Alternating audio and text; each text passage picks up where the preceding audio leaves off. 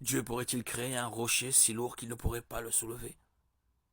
Cette question est fréquemment posée par les sceptiques de Dieu, de la Bible, du christianisme. Si Dieu peut créer un rocher qui ne peut pas soulever, alors Dieu n'est pas omnipotent. Si Dieu ne peut pas créer un rocher si lourd qu'il ne peut pas le soulever, alors Dieu n'est pas omnipotent. Selon cet argument, l'omnipotence est autocontradictoire. Par conséquent, Dieu ne peut pas être omnipotent. La question est donc la suivante. Dieu pourrait-il créer un rocher si lourd qu'il ne pourrait pas le soulever? La réponse rapide est non.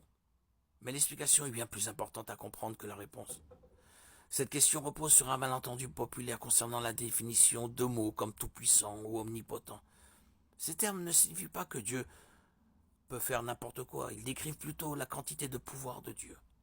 Le pouvoir est la capacité d'effectuer un changement, de faire en sorte que quelque chose se produise. Dieu étant illimité a un pouvoir illimité, et la Bible affirme.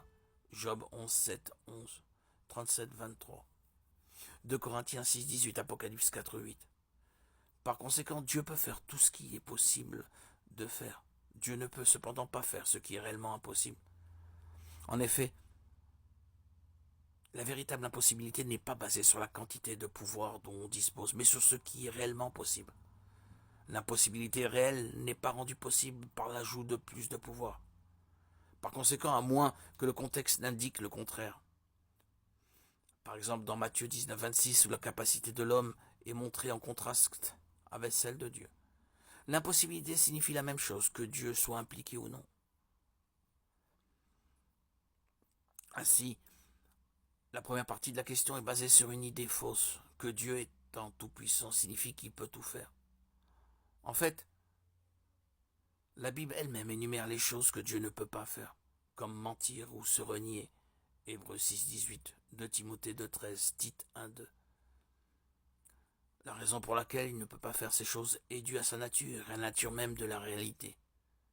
Dieu ne peut pas faire ce qui n'est pas réellement possible de faire, comme créer un triangle à deux côtés ou un célibataire marié. Ce n'est pas parce que les mots peuvent être assemblés de cette façon que l'impossible est possible. Ces choses sont des contradictions, elles sont vraiment impossibles dans la réalité.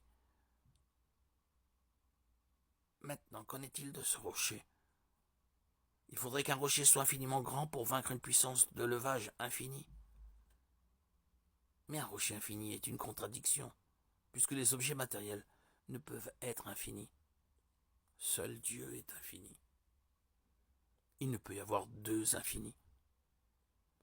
La question est donc en fait de savoir si Dieu peut créer une contradiction,